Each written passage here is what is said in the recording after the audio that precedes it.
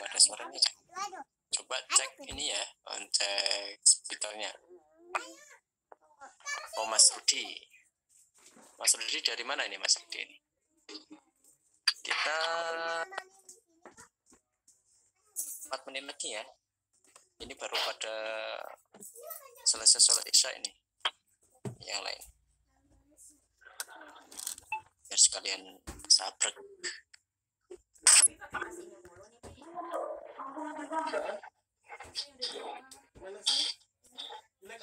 Itu 50.000 di mana bikinnya, Pak? Oh, gampang. Nanti ya.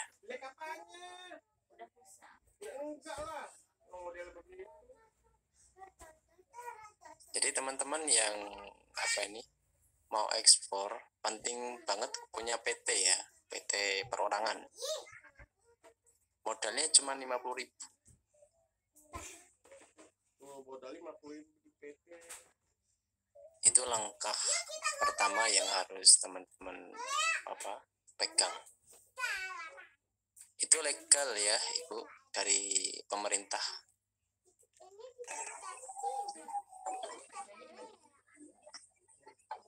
Ya ekspor berapa? Nggak perlu mikirin biaya. Biaya ini dari buyer ya, Bapak. Ini ya kita dapat DP. Nanti akan diterangin sama customer ya. Di sini saya tugasnya menyambut.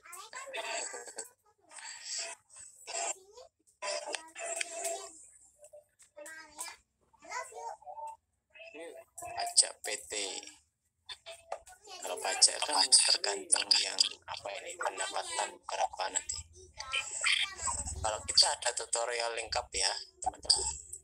Mas Yada, mau nanya apa ini? Kayaknya pasien.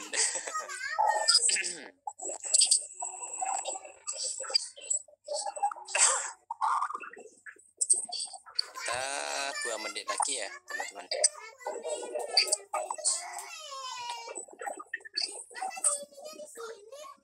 Bisa untuk semua usaha.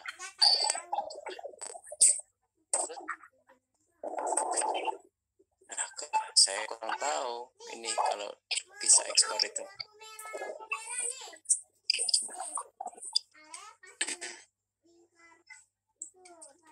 Satu orang aja cukup. Bikin PT itu 1 orang cukup ya. Pas nanti diinfoin lengkapnya bagaimana. Pokoknya di sini teman-teman nggak kecewa lah. Banyak manfaatnya insya Allah. Kambing melinju. Jangan diekspor, kirim ke sini. Kirim ke customer mau itu, kambing melinju itu. Asam urat udah berhenti sekarang. Dulu hobi. Kalau suara nggak ada, biasanya speaker ya. Di pengaturan lihat aja speakernya. Ya betul, butuh dokumen ekspor. Kita udah ada contoh-contohnya kok. Mau nanya nih, kalau ekspor berikat nih ke negara apa aja ya Kak biasanya? Ekspor Ya. Banyak ke negara Eropa. Oke. Karena negara Eropa ini banyak nih. Sama punya saya nggak ada suaranya. Kalau nggak ada suaranya, lihat cek speakernya ya. Cek speaker itu. Kalau kita nggak bisa ngobrol, itu berarti cek ini ya mic-nya, mikrofonnya. Ada sumber lidi sawit. Berarti banyak sumbernya itu, banyak airnya itu lidi sawit. Ini kalau di sawit rata-rata Kalimantan, Sumatera ya. Oke, kita ngelewatin 10 menit. Baik, kita mulai dulu. Teman-teman siapkan kalau ada kertasnya, kalau ada kopi silakan dinikmatin sambil disimak ya nanti.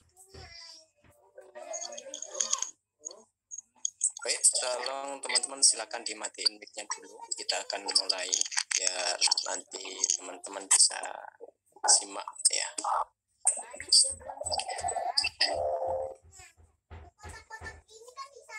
Kita mute dulu ya. Baik, Assalamualaikum warahmatullahi wabarakatuh. Terima kasih teman-teman malam ini yang bisa hadir. Alhamdulillah, insya Allah kita akan sharing tentang dunia ekspor. Ya mungkin teman-teman agak sedikit tahu, karena mungkin teman-teman di sini juga penasaran ekspor itu seperti apa, kita harus ngapain, dan ekspornya kemana. Nah itu pasti teman-teman punya pertanyaan-pertanyaan yang besar. Jadi nanti insya Allah ada sharing yang menarik dari pemateri Kos Umar sebagai ya pelaku eksportir. Ya alhamdulillah sudah ekspor daun pisang. Jadi teman-teman kalau punya ada pertanyaan tentang daun pisang, nanti tanya aja, insya Allah lengkap. Jadi seperti apa dan harus ngapain itu, insya Allah nanti akan dijawab. Baik, di sini saya sebagai moderator untuk materi langsung dari Kos Umar Tanu September dari jauh dari Jawa Timur.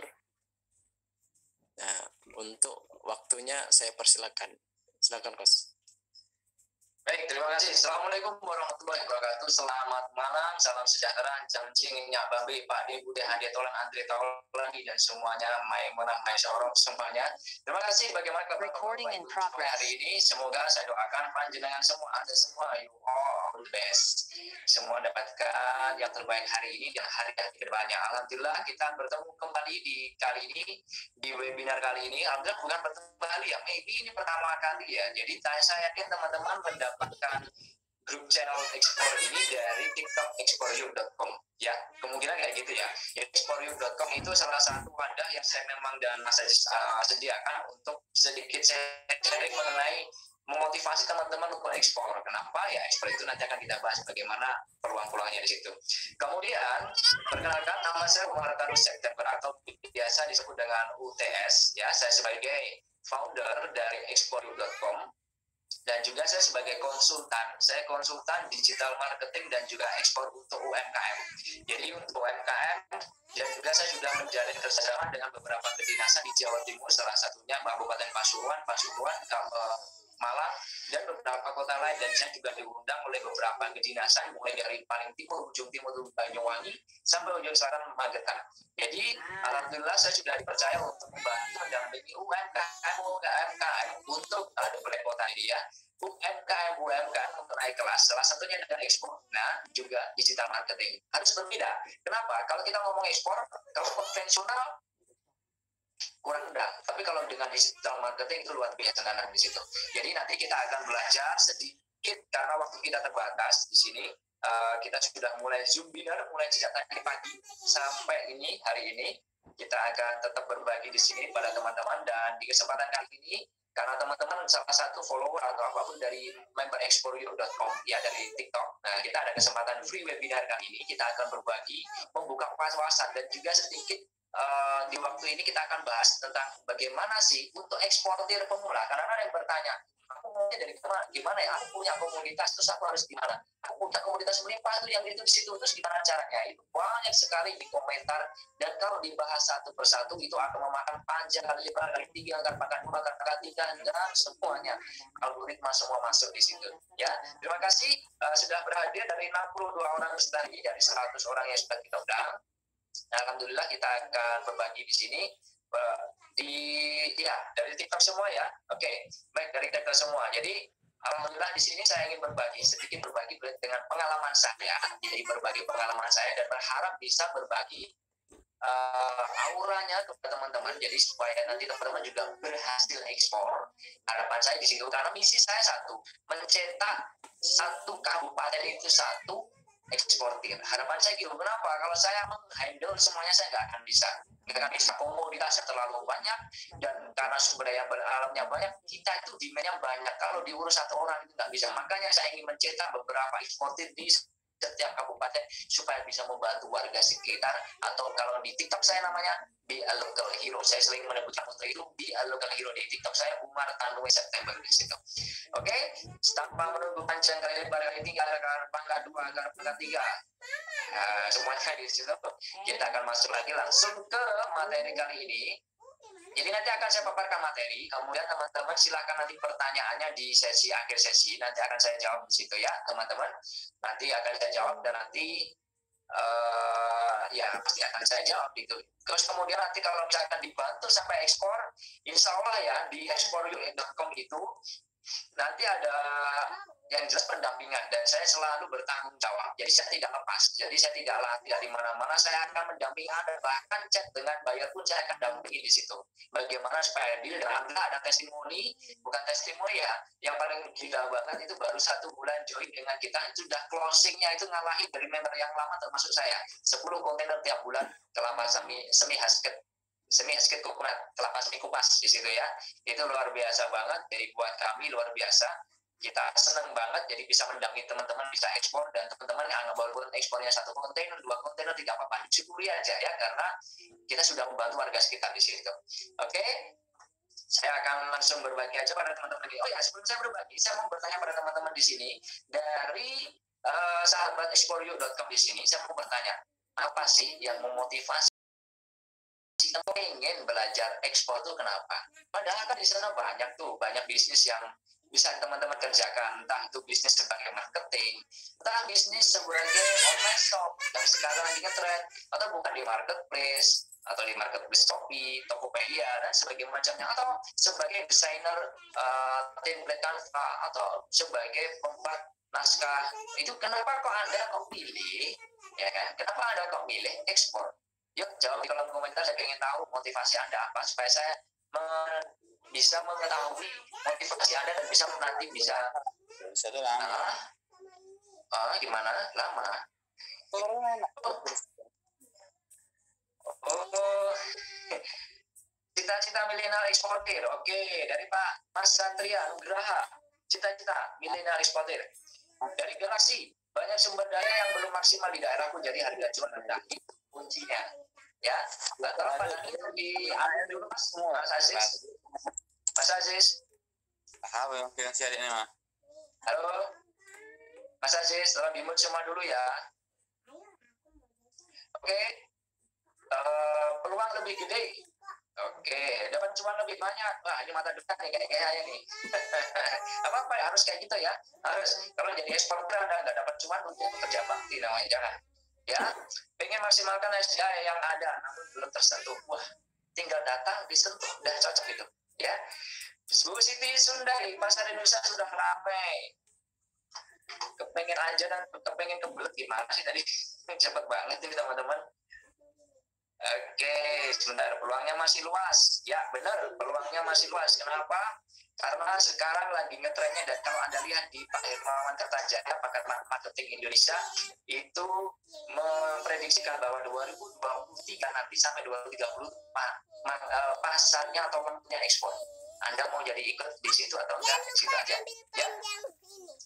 Ini memaksimalkan SDA yang ada namun belum tersentuh ya. Tadi Pak disentuh aja Bu, ya disentuh datang di situ ya. Dan belajar hal baru, belajar hal baru. Pasar Indonesia sudah ramai ingin memajukan perekonomian Indonesia dan masyarakat Indonesia agar lebih maju, bagus sekali ya. Ini nggak ada yang mata duitan kayak saya ini, pengen dapat cuan gede kayaknya. Pengen kaya, itu bagus nih, nggak munafik nih. Andi Dian Dwi, nah saya seneng. Ini nggak munafik nih. Nah kayak gini tuh, kalau bisa tuh kita tuh nggak usah terlalu pengen ya apa ya. Pengen memajukan perekonomian itu bagus. Kalau bisa nanti setelah itu kita nyalek ya di sini. Majukan perekonomian dikenal warga sekitar tahun 2020 kan ada nyalek di situ. Pengen kaya, ini bagus banget, pengen kaya. Cita-cita membantu perekonomian, pengen berubah haluan dari karya menjadi pengusaha. Oke. Selain cuan ingin memberdayakan SDA dan membuka lapangan pekerjaan contoh yang baik, kayaknya kurang lebih sama ya. Jadi pengen cuan gede, pengen dapat kaya, pengen dapat membantu warga sekitar, pengen membantu, pengen berubah dari karyawan menjadi kayak gitu ya. Oke, stop. Terima kasih. saya mendapatkan motivasi yang gede banget dari teman-teman, karena di sini intinya adalah kalian pengen berubah, ya kan? Pengen berubah dari keadaan sekarang menjadi keadaan yang lebih baik, atau mungkin sekarang baik yang lebih baik lagi, ya kan? Setuju? Kalau setuju akan saya bahas di sini beberapa screen aja deh. Oke, di sini saya akan berbagi pada teman-teman, berbagi ya informasi sebentar. Jadi teman-teman ini sudah bagus ya, motivasinya untuk belajar ekspor itu karena pengen kaya, pengen membantu orang lebih kaya lagi. Itu bagus banget. Dan saya ingin membagikan informasi. Emang benar nggak sih ekspor itu bisa bikin kaya? Oke, Anda bisa cek di sini. Nanti bisa siapkan kalkulator juga di situ. Oke, di sini aku akan berbagi insight-insight atau ide-ide ekspor buat teman-teman. Kemudian sebelum kita masuk ke materi itu, saya ingin membahas pada teman-teman, bertanya pada teman-teman, atau berikan informasi yang lebih penting, yaitu kenapa kok Anda harus ekspor. Yang pertama, profitnya gede, cuannya gede, udah pasti ya, udah usah dibahas lagi, udah kita tahu, karena kalau ekspornya itu kontaineran, itu Anda sudah luar biasa, bisa umroh Anda di situ ya. Kalau yang muslim bisa Anda beribadah ke tempat negara suci Anda di situ, luar biasa di situ untuk profit gede. Karena kalau misalkan ekspor yang saya ajarkan tidak berbasis untuk ekspor yang kedusan atau eceran, tidak. Tapi saya mengajarkan teman-teman untuk ekspornya yang kontainer dalam bentuk komoditas dalam jumlah besar. Karena sama-sama kita belajar, sama-sama kita membuka mata, sama-sama kita membuka mulut, sama tangan ini bergerak. Kenapa kita nggak langsung cari cuannya gede? Kenapa enggak? Gitu, ya kan? Daripada kita cuma cari cuan-cuan receh, mendingan kita cari cuan-cuan yang gede gitu aja.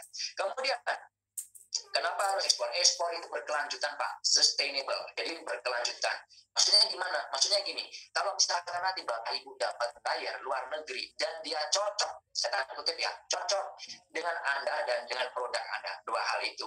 Kalau cocok dengan Anda dan produk Anda, biasanya dia, kalau cocok dengan produk Anda, dia akan membuat kontrak dengan Anda. Mereka harus dikirimi produk Anda setiap bulan dan di dalam waktu 6 bulan minimal, biasanya sampai 1 tahun. Apa enggak luar biasa itu? Kalau misalkan cuannya puluhan juta, terus kemudian disuruh ngirim tiap bulan, apa enggak ganteng itu, Bu? Gantengnya maksimal itu kalau saya bilang, Pak. Jadi kalau bisa, kita ekspor aja. Karena kalau kita maaf ya, kalau saya pengalaman saya digital marketing dulu, karena kita jualan online, kita beli satu, ada pembeli satu, setelah itu putus. Dia belum tentu dia beli lagi, ya kan? Dan kita dapat bayar baru lagi, bayar lagu, dan itu capek kayak gitu. Mendingan kita dapat 5 bayar, tapi dia langganan ke kita, dan setiap bulan beli ke kita, itu udah bakalan kerepotan ngitung duit di situ. Oke, kemudian, nah ini berarti fungsi dari tadi ya, sosial efeknya besar. Jadi kalau kita mau ekspor itu, sosial efeknya besar, Pak, Ibu. Jadi dengan ekspor itu kita bisa membantu tetangga, bisa membantu sanak famili, bisa membantu teman, bisa membantu bahkan kompetitor Anda untuk berbagi rezeki. Kok bisa?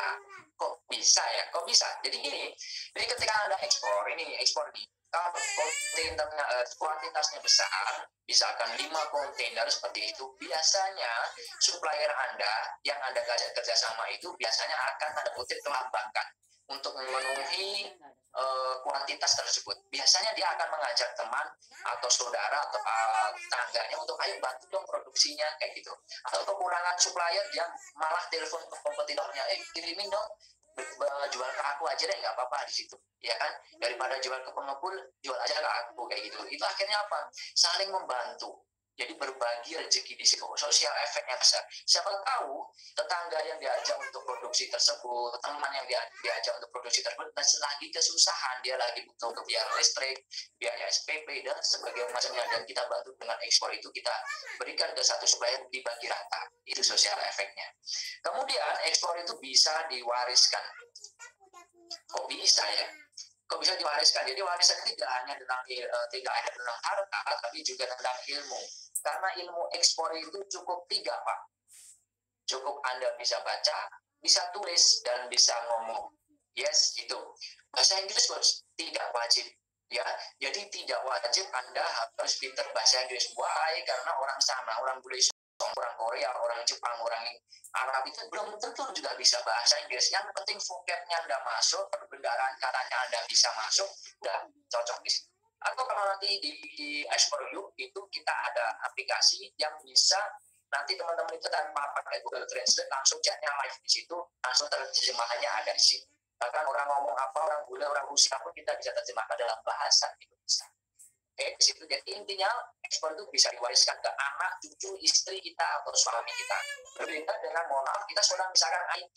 Kita seorang IT, kita harus menguasai algoritma, bahasa pemrograman seperti itu. Yang akhirnya belum tentu istri Anda paham, belum tentu anak Anda bisa meneruskan. Tetapi kalau ekspor, ilmu umum yang bisa diwariskan kepada anak istri Anda. Jadi Anda harus ekspor dengan alasan 4 ini.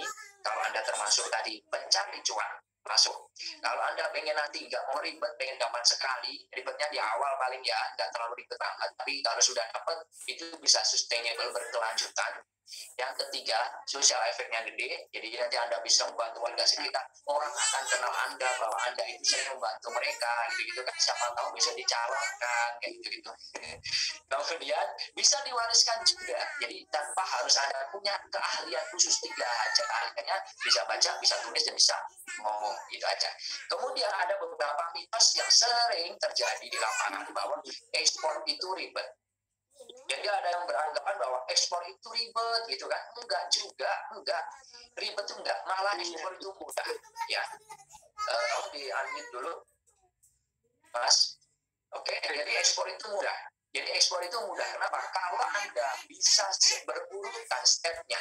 Jadi kalau orang kayak misalkan mau dari Surabaya ke Malang, itu ada urutannya, lewat Mandala dulu, lewat Pasuruan, ada kota-kotanya dulu. Tapi kalau nanti asal saja ke Tuban dulu, ini kalau orang Jawa Timur pasti tahu ya, intinya rutenya tidak searah, itu biasanya akan bikin ribet. Google Map aja kalau muter-muter pasti bingung kan. Nah, itu biasanya eksportir pemula itu ribet karena dia nggak ngerti harus kemana dulu, dia harus ngapain dulu. Tapi kalau sudah tahu polanya, itu simple sebenarnya. Kemudian ekspor itu ada yang beranggapan harus modal gede, kagak ini beneran. Bahkan ada nanti ya, kalau ada di video di YouTube saya, ada memang member kita itu yang berhasil ekspor dalam 1 bulan, dan saya tanya jujur nih, saya mau malah sumpah-sumpahin dia, jujur kamu itu kan ekspor kamu modalnya berapa? Modal cuma internet doang, coach, gitu. Jadi modalnya cuma internet doang, tinggal kita bagaimana cara negosiasi dengan si buyer, maka modal itu bahkan bisa diminimalkan sampai mendekati nol. Sampai mendekati nol. Saya ngomong nol nggak mungkin ya, karena kita butuh internet, butuh listrik, kayak gitu ya. Butuh tenaga untuk beli kopi, nemenin kita bergadang, kayak gitu, nunggu si buyer respon, kayak gitu-gitu kan. Jadi intinya ekspor itu modalnya kecil bang, bisa. Nggak harus gede. Ya, itu yang kedua. Yang ketiga, ada mitos menyebutkan bahwa kita harus menguasai produksi. Nah, ini bukan kesalahannya. Yang sering terjadi di lapangan beranggapan bahwa ekspor itu Anda harus menguasai produknya. Harus bagaimana cara ngolahnya, bagaimana misalkan briket nih, bagaimana cara untuk membuat arangnya dulu, terus kemudian dibuat menjadi bahan-bahan itu dipakai untuk tepung-tepung seperti itu. Apakah harus kayak gitu? Kagak harus. Jadi Anda tidak harus menguasai produksi. Jadi tidak harus menguasai produksi bahwa aku harus briket, aku harus bagaimana caranya mengolah briket, harus tahu. Tidak. Aku harus bikin ekspor, aku mau ekspor gula semut. Bagaimana cara membuat gula semut? Tidak harus. Karena malah saya sarankan untuk eksportir pemula itu jangan berurusan dengan produksi. Saya tekankan lagi, untuk eksportir pemula, catat, jangan berurusan dengan produksi. Ribet, Pak. Ribet. Saran saya, jangan berurusan dengan produksi. Produksi bagaimana, Coach? Produksi serahkan kepada mitra kita, supplier namanya. Jadi kita kerjasama dengan petani. Supplier itu kalau di TikTok saya sebutkan ada petani, ada nelayan, dan ada UMKM. Petani berarti ya kayak sayur-sayuran, buah-buahan, nelayan perikanan, kayak gitu ya. UMKM kerajinan-kerajinan seperti furniture, kerajinan tas, sepatu, dan sebagainya macamnya kayak gitu. Jadi kita kerjasama, cukup kerjasama aja. Akhirnya nanti juga modalnya nggak gede, gitu loh. Modalnya nggak gede. Karena kalau kita bikin pabrik dulu, bentar dulu. Banyak di TikTok aku, itu kan, ketika aku pernah ya mau ekspor coco fiber, itu ada yang tanya bagaimana cara membuatnya. Saya tanya, Anda mau jadi eksportir atau mau jadi produsen? Kalau mau jadi eksportir, jangan, untuk pemula jangan mikirin produksi dulu. Jangan mikirin produksi dulu, itu bakalan ribet. saran aku untuk teman-teman yang masih ada yang ada di sini, mindsetnya harus jadi eksportir, bukan jadi produsen. Saya tekankan lagi, mindsetnya jadilah eksportir, bukan produsen. Bedanya apa? Kalau produsen, Anda berurusan dengan produksi. Mulai dari awal, hulu sampai hilir, sampai barang itu jadi. Jangan, itu ribet, biayanya gede. Ya kan, biaya nanti sewa gedung, sewa gudang, biaya RSDM itu gede, resikonya juga gede. Mendingan jadi eksportir aja. Ya, dan nanti kerjasama dengan mereka. Oke, jadi kalau menguasai produksi harus kakak. Ya, ada juga mitos yang mengatakan bahwa kita harus menguasai medan pelabuhan. Jadi ada yang beranggapan ekspor itu lo harus tahu di pelabuhan sono juga pasti nanti kena pajak gitu. Iya, kalau kita nggak tahu. Maka dari itu saya juga nggak tahu di pelabuhan. Tidak harus ke sana. Kita bisa serahkan ke mitra kita lagi. Namanya forwarder. Forwarder itu pihak ketiga yang membantu pihak logistik kita, membantu mengurusi logistik kita, penyimpanan, angkut kontainer, dan kiriman sampai ke negara tujuan. Kita urusan ke mereka. Membantu untuk dokumen-dokumennya itu forwarder. Makanya kalau kita ngurusin dokumen sendiri pasti ribet. Makanya kalau dokumen itu serahkan kepada forwarder. Kalau forwarder beres, pasti ada biaya coach. Ya iyalah, dia kerja gitu kan. Bagaimana caranya? Ya kita masukkan ke harga pokok kita. Jangan sampai kita mengurangi, jangan sampai harga kita dikurang, dokumen-dokumen biaya itu dikurangi dari keuntungan kita. Jangan, itu ada caranya juga ya. Jadi harus menguasai medan pelabuhan, tidak harus. Kemudian ada yang kelima, mitos mengatakan bahwa ekspor itu harus komoditas yang memiliki nilai tambah. Jadi misalkan baju, benang dibuat baju, batok dibuat kerajinan batok. Ini yang saya temui di kedinasan pemerintahan. Jadi mereka itu mindsetnya. Jadi kalau ekspor itu harus bikin kerajinan dulu. Jadi misalkan batok itu dibuat itu Pak, kayak tempat mangkoknya sup, tempat mangkoknya daun, itu mereka ekspor. Saya malah nggak setuju kayak gitu. Sorry, saya nggak setuju. Saya ngomong ke teman-teman dinas, saya nggak setuju. Satu itu butuh biaya. Yang kedua butuh waktu produksi. Yang ketiga belum tentu laku. Why? Karena boleh buat dawet, buat apa? Nggak ada dawet di orang Eropa, gitu. Belum tentu mereka juga cocok dengan itu, ya kan? Kenapa daripada kita mikirin buat yang unik-unik, kenapa nggak bahan mentahnya aja? Padahal nih, bahan mentah itu sangat dicari oleh orang bule sana. Mau dibuat nanti, misalkan nih kita ngomongin batok deh, salah satu contoh batok. Mau dibuat arang, mau dibuat istilahnya kerajinan mereka sesuai dengan keinginan mereka, ya biarin gitu loh. Tapi kita punya bahannya. Kita nggak ngurusin aja udah dibuat ternyata nggak laku, ya kan, risiko. Daripada itu mendingan yang nilai masih bahan mentah atau raw material. Kalau saya sebutkan di sini tidak harus memiliki nilai tambah, kecuali Anda UMKM. Jadi UMKM yang misalkan bikin furniture meja, bisa kan jual ke kayunya, jadi harus dirubah jadi meja dulu. Terus Anda sebagai UMKM pengrajin bola atau pengrajin sepatu, kan mungkin dibuat dibeli jual solnya doang, kan harus yang harus utuh, itu nggak apa-apa kalau UMKM. Tapi kalau non UMKM, petani, nelayan, saya sarankan bahan mentahnya saja. Kemudian ini ada beberapa bahan mentah yang bisa Anda gunakan inspirasi untuk jadi ekspor nanti, walaupun ini dianggap sampah. Kalau kita bilang sampah, memang sampah. Ini di tempat Anda, contoh debok pisang ini. Siapa yang debok pisang ini? Yang saya yakin di tempat Anda itu nggak ada harganya. Saya pernah di kota saya di Malang, saya ngomong, Bu, berapa harga debok pisangnya? Ambil aja Mas, kagak dijual. Ambil aja deh, ambil aja. Kenapa? Karena ini sebenarnya dipakai untuk pakan ternak kambing dan sapi di tempat saya Jawa. Nggak tahu di luar kota, saya nggak tahu ya. Tapi yang jelas saya yakin ini jarang digunakan. Dan Anda tahu orang bule ini nyari debok pisang buat apa? Harganya mahal karena mereka yakin dan memang menurut penelitiannya itu bisa untuk antioksidan yang tinggi, untuk mengurangi asam lambung, untuk membuat penurunan berat. Gitu. Jadi keren banget. Kitanya yang kagak tahu malah dikasih makan kambing. Ya, gimana kayak gini kan? Ini aduh sayang banget gitu loh. Jadi debok pisang ini istilahnya ngomong harganya itu gede. jangan Kok bisa gede ini? Harga di tepung pisang itu di Amerika, ya di Amerika, kita ngomong Amerika, salah satu pangsa terbesar ya, salah satu pangsa market terbesar untuk tepung pisang ini, Amerika itu jual tepung pisangnya itu sekitar 6 sampai 8 US dollar per kilo. Per kilo itu kurang lebih segini ya tingginya ini. Kalau ini biasanya 5 sampai 10 kilo. Kalau saya biasanya itu pernah nimbang, itu paling kecil 5 kilo. Jadi per kilonya Pak, mungkin cuma segini ya Pak, Ibu. Itu harganya sampai 115.000 rupiah. Sementara kita beli ke mereka nggak dikasih harga, cuma suruh hargai sendiri atau suruh ngambil, yang penting bisa nebang, ya kan? Kita biaya kuli aja sih, kuli untuk nebang gitu. Sementara kita bisa jual ke harga FOB. Apa itu FOB? FOB itu free on board, harga di pelabuhan keberangkatan.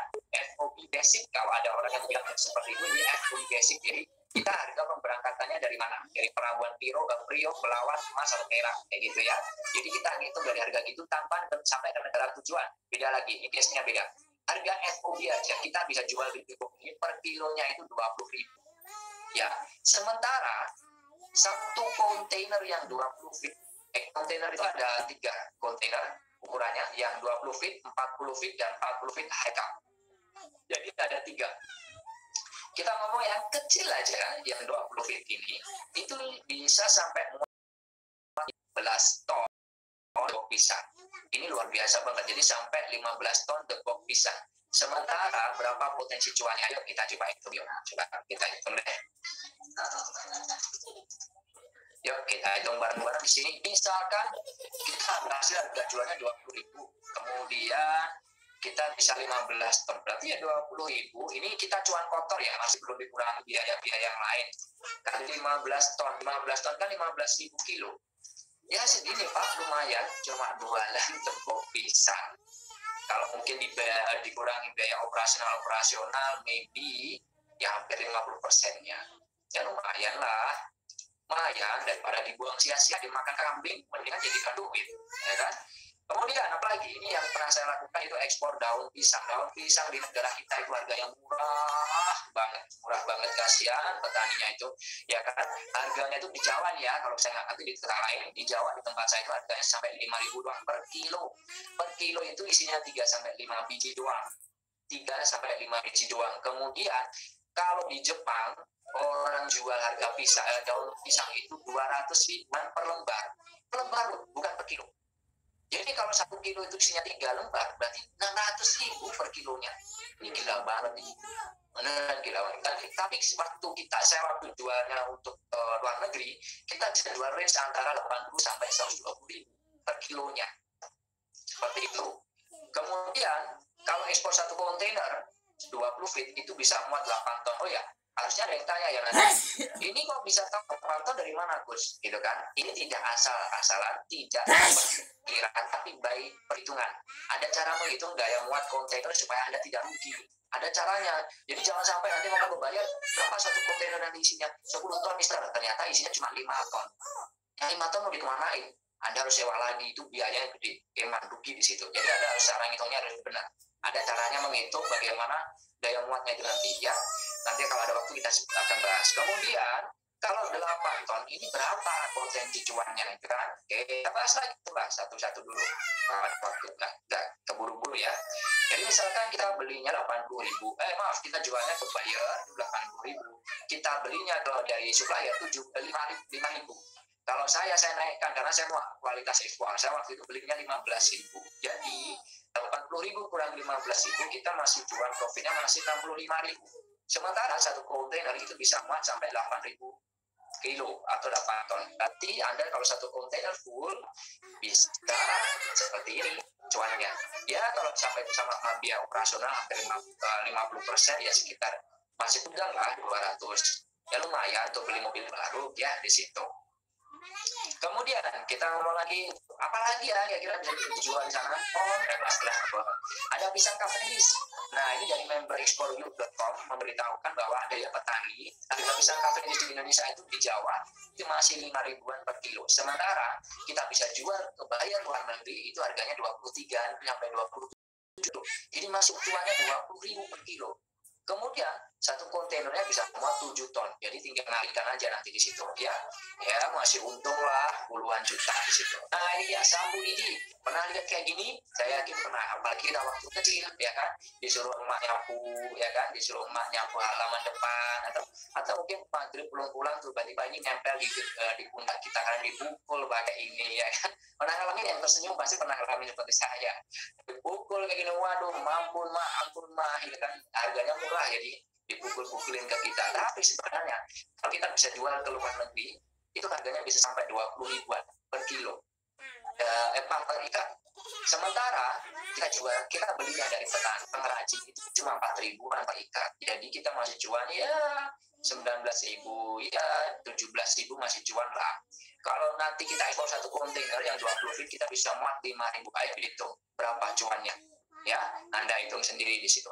Kemudian apa lagi nih di sini? Ada lagi yang berhubungan dengan limbah kelapa. Ini kita ngomong masih kelapa, kayak sumber kelapanya banyak, itu bagus banget. Mulai dari minyak kelapa, dari parutan kelapa, kopranya sebenarnya bisa digunakan. Yang saya bahas di sini adalah limbahnya dulu. Mohon maaf, saya bahas limbahnya dulu. Batok kelapa, kita ngomong batok kelapa ini, Anda pasti lihat di penjual es degan di pinggir jalan. Itu bahkan saya pernah menemui postingan di Facebook mengeluh karena banyak sekali batok kelapa di pinggir jalan. Dan saya bilang, jangan balas komentarnya, daripada ada bro mendingan diekspor aja bro, itu cuan banget kalau diekspor gitu kan. Berapa cuannya? Itu kalau diekspor itu bisa sampai 7.800 per ton. Per kilonya 7.800. Jadi Anda bisa cuannya gede banget kalau misalkan dapatnya gratis dari ya di lampak sampah-sampah gitu. Saya yakin untuk yang banyak sumber kelapa, tempat pariwisata ini kayaknya dibuang deh. Coba Anda cek deh, pasti melimpah, itu bisa dikumpulkan jadikan ekspor. Kalau ekspor satu kontainer ini bisa muat sampai 17 ton, dan berapa potensi cuannya Anda bisa lihat. Nanti Anda bisa hitung sendiri. Sabut kelapa. Nah, sabut kelapa tuh yang batoknya kelapa tadi kan dibuang kulit luarnya, itu bisa dijadikan sabut dan juga kokopit. Sabut ini harganya kalau kita beli ke ke pabrik di Indonesia itu harganya masih 2.700 per kilo. Jadi 2.500 sampai 2.700 per kilo. Sementara harga jual kita ke buyer luar negeri itu bisa sampai 5.600.000 per ton atau 5.600 per kilo. Jadi hampir 2 kali lipatnya. Sudah 2 kali lipatnya kayaknya, pas 2 kali lipatnya di situ. Jadi sabut batok kelapa itu bisa dijual 2 kali lipatnya. Kemudian kalau satu kontainer 20 feet itu bisa muat sampai 10 ton. Kalau seperti itu 10 ton ini berapa potensi cuan profitnya ya tinggal dihitung aja ya. Kemudian kita coba, nah ini tadi kan daerah pesisir, kita kembali lagi ke yang daerah pertanian yang sering melihat petani melihat ini dibuang sia-sia, yuk sekarang dimanfaatkan karena harganya itu 3.800.000 per ton. Anda tinggal beli aja ke petani, daripada dibakar dibuang itu aku ambil aja, karena nanti kalau satu kontainer itu bisa muat sampai 12 ton. Itu lumayan lah, walaupun tidak terlalu besar keuntungannya, tapi daripada sampah kita bantu ekspor aja mereka ya di situ. Kemudian apalagi nih di sini ada limbah kayu. Buat teman-teman yang di daerah perhutanan seperti Kalimantan, Sumatera, atau di daerah yang banyak mebelnya kayak Jepara dan sebagainya macamnya, ini biasanya serbuk kayu itu dibuang ya, dibakar seperti itu, atau dijual paling 5.000 per kilo. Sementara kita bisa keluar negeri itu bisa sampai luar biasa gila-gilaan 172.000 per kilo. Ya kan, di situ luar biasa. Berarti berapa kalau satu kontainernya bisa muat 10 ton, itu kira-kira berapa ya? Ya, hitung-hitung aja di situ. Kemudian ada lagi di sini. Nah, ini dia pengrajin tampah. Ini saya yakin banyak juga di daerah Jawa atau mungkin daerah lain ya. Tampah itu di kita itu harganya murah banget, murah mencret di sini tuh beneran. 15.000 per biji, itu ngerjainnya aja berhari-hari dihargai murah, apalagi kan ketemu mama ditawar sadis lagi gitu kan. Wah 15.000, 10.000 deh, kagak jadi 5.000, aduh malah nambah dulu gitu kan. Itu maaf nih, biasanya kan kayak gitu. Intinya kalau tampah di Indonesia dihargai murah banget karena dipakai untuk ngayak padi. Sementara di luar negeri ini tidak digunakan untuk ngayak padi, tapi untuk ngayak beras bukan, tapi untuk home decor. Jadi mereka untuk nilai artistik itu pasti nilainya mahal. Dan Anda perlu ketahui, harga tanpa itu di luar negeri itu bisa sampai 4.200.000 per bijinya. Ingat per biji loh, bukan per kilo. Sementara kita nih, orang Indonesia bisa jual ke sono, bisa sampai 500.000 per bijinya. Ini gila banget, 500.000 per biji. Kemudian kalau Anda bisa full satu kontainer itu muat 5.000 biji. Berapa itu cuannya? Coba dihitung deh. Jadi kalau misalkan Anda 500.000 dikurangi, taruhlah kita bantu mereka menjadi tidak 15.000, aku beli 25.000, tapi kasih yang terbaik di aspeknya gini, bla bla bla, ukuran diameternya gini, nanti pakai gini nanti diatur di situ, ketebalannya sekian. Misalkan seperti 500.000 ya, kita jualnya 500.000 deh, kita kembali lagi, kemudian dikurangi harga modalnya kita 25.000, 475.000 kalikan 5.000 biji, lumayan tuh. Ya seginilah lumayan, ya kan? Kalau Anda bisa jual satu kontainer. Kalau misalkan nggak mungkin satu kontainer, mungkin 1/5-nya atau 1.000 biji doang, ya tinggal bagi 5 doang. Ya lumayan, masih lumayan lah. Seperti itu. Jadi kalau misalkan ada pengusaha tanpa, yuk bangkit, jangan sampai dikalahkan oleh keadaan. Jadi jangan sampai menyerah. Intinya semua ada solusinya. Cuma kita aja kadang-kadang nggak melihat solusi itu sebenarnya karena tertutup dengan masalah gitu. Padahal seperti itu ya, bisa jadi seperti itu ya. Kita bangkit buat teman-teman. Nah ini juga ada lagi manggis buat teman-teman yang banyak produksi manggis di daerahnya. Manggis itu ya, kalau petani kita itu jual ke kita itu rata-rata 10.000 per kilo, ya kan? 10.000 per kilo. Sementara di luar negeri harga FOB-nya itu, harga jual kita ke orang bule itu bisa sampai 199.000. Kok mahal, Bos? Emang ada yang beli? Ada. Anda perlu ketahui karena sebenarnya manggis itu queen of fruit, ratunya buah untuk orang bule di sana. Kalau kita durian, mereka durian mencret Pak besok. Mereka mencret, mereka yang demam mereka sendiri. Tapi kalau maaf, kalau kita di orang bule itu milihnya manggis. Manggis itu primadona. Bahkan di UK ada di TikTok saya pernah di salah satu orang dan dia memberitahukan bahwa dia di UK waktu itu dan menyebutkan bahwa 1 kilonya manggis di sana itu 900.000 rupiah. Gila banget. Gila banget. Anda kalau punya manggis di daerah Anda udah bantu ekspor. Karena satu ekspornya nanti kalau kontainer yang kecil 20 feet bisa muat sampai 8 ton. Yuk coba kita hitung ya berapa ya.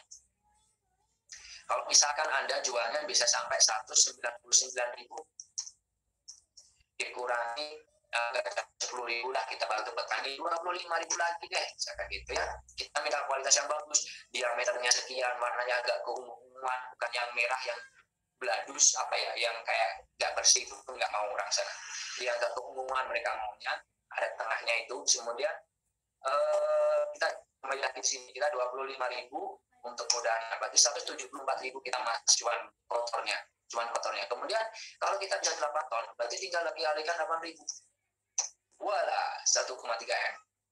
Satu kontainer Pak Ibu. Kalau Anda mau jadi eksportir manggis, genjot di situ Pak.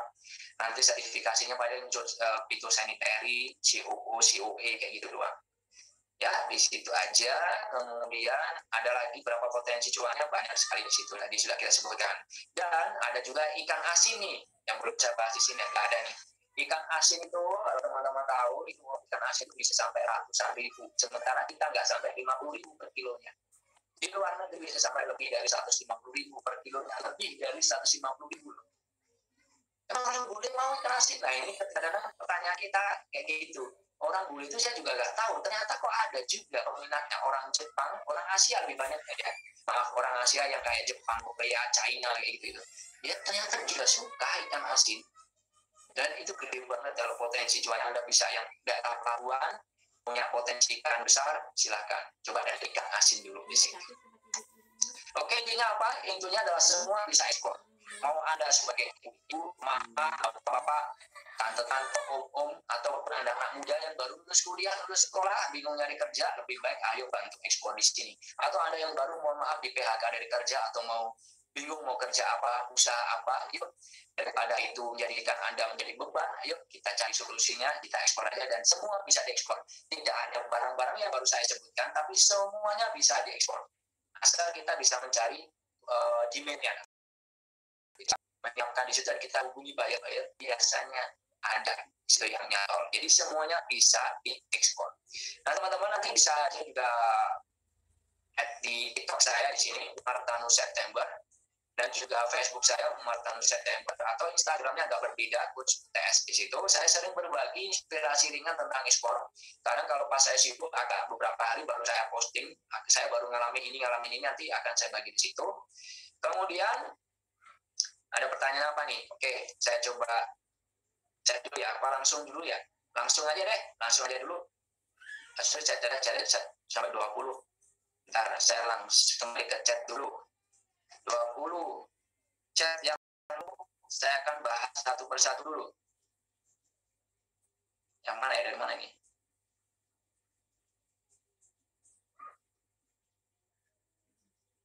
Intinya menambah pendapatan. Cuan itu mengikuti, benar.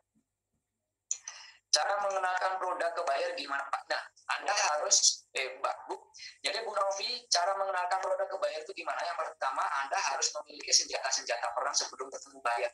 Karena kalau Anda bertemu buyer, kemudian Anda dimintain data-data, terus kemudian Anda tidak segera membalas, Anda nggak memiliki data itu, pasti Anda akan dicap sebagai maklar, broker. Dan itu mereka kurang terlalu senang di situ. Jadi harus punya senjata perang seperti apa aja? Company profile, katalog produk, website, email, dan sebagainya macamnya. Ya sudah, nanti ada di slide di sini, insya Allah. Kemudian bisa minta modul materi PDF Pak untuk pembelajaran kami nantinya. Ini insya Allah nanti ya. Kemudian EcoSM, benar, kirim nanti modul, oke. Dari Novi lagi, kalau dengan mitra, cara mengetahui kualitas barang untuk diinfokan ke buyer gimana? Nah itu dia, kan kita tinggal ngomong ke mitra kita, supplier kita. Bu, misalkan nih briket, Ibu, saya boleh minta spesifikasi briket Ibu, atau manggis Bu bisa minta spesifikasi manggis Ibu.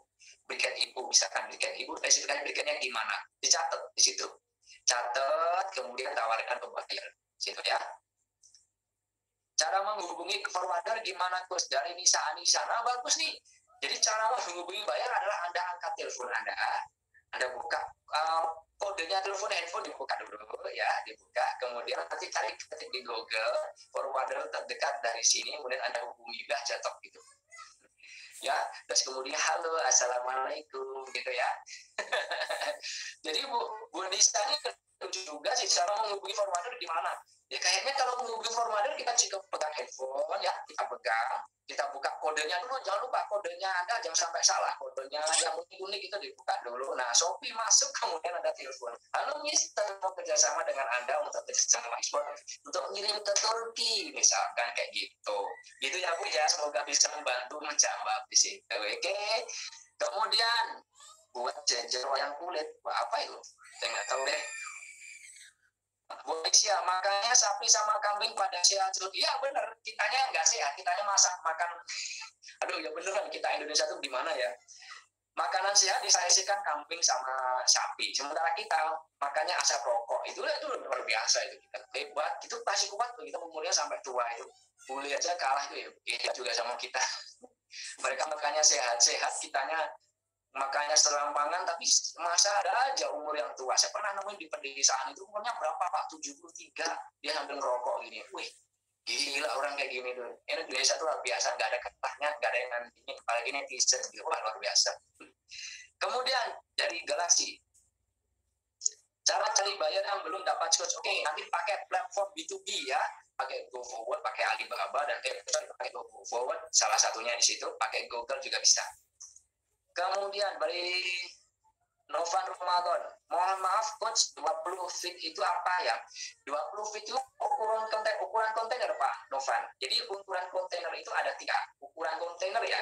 Kontainer itu ada ukurannya yang 20 feet, ada yang 40 feet, ada yang 40 feet high cap. High cap itu yang tinggi ya. 20 feet itu yang kecil, biasanya ukurannya nanti ada spesifikasi panjang, lebar, tingginya. Yang 40 feet agak panjang, untuk lebar sama tingginya sama, tapi untuk panjangnya lebih panjang yang 40 feet. Sementara 40 feet high cap itu selain panjang juga agak tinggi. Biasanya untuk komunitas yang butuh butuh yang kayak tinggi, kayak misalkan furniture yang tinggi, kalau dipangkas kan rusak, kayak gitu, atau mesin-mesin itu seperti itu ya. Dari Eko, kalau di daerah pelosok harus punya gudang di kota yang bisa akses kontainer ya. Nah, ini. Jadi kayak gini. Jadi kalau Anda teman-teman di pelosok tuh, jadi saran aku ya, nggak harus punya gudang di kota. Pasti ada pertanyaannya, tapi kadang-kadang kontainer itu nggak mau masuk ke pelosok gitu kan. Nah, ada tekniknya itu gini. Kalau aku ya, ini kalau perlu teman-teman ketahui, saya itu ekspor daun pisang itu di daerah Malang tuh Dampit, itu lewati yang kayak jurang-jurang gitu, itu kontainer angkat tangan, nggak bisa. Terus gimana caranya? Caranya adalah saya harus, bukan gudang ya, petani itu kan pasti memiliki tempat penyimpanan sendiri. Nah, tempat simpan, saya ngomong, Bu, simpan di situ dulu, sampai saya ngomong angkat. Ketika itu kita harus punya checkpointnya. Checkpointnya adalah sampai batas mana si kontainer itu bisa berhenti. Misalkan di perbatasan ini, misalkan ya, tapi masih perbatasan kota sama pelosok. Berhenti di situ, kita sewa pickup. Ambil di petani-petani itu bisa kumpulkan, bukan pickup, truk. Bawa ke kontainernya di sana. Kita staffingnya di sana. Saya izin minum dulu ya. Jadi kayak gitu ya Pak Eko, triknya kayak gitu. Ya. Ibnu Prasetya, langkah pertama untuk ekspor apa? Saya mau ekspor keripik. Nah, oke, saya bagi di sini deh. Saya langsung berbagi share screen di sini. Untuk teman-teman, untuk eksportir, bingungnya aku mau ngapain, Coach? Aku punya produk atau kayak gimana? Jadi aku harus kayak gimana ya, Coach? Nah, ini banyak sekali pertanyaan ya, yang kadang-kadang muncul juga di TikTok aku, di TikTok exporyou.com, yang menanyakan, mulainya kayak gimana, aku pengen ekspor tapi bingung mau kayak gimana. Oke, di kesempatan kali ini akan saya bahas yang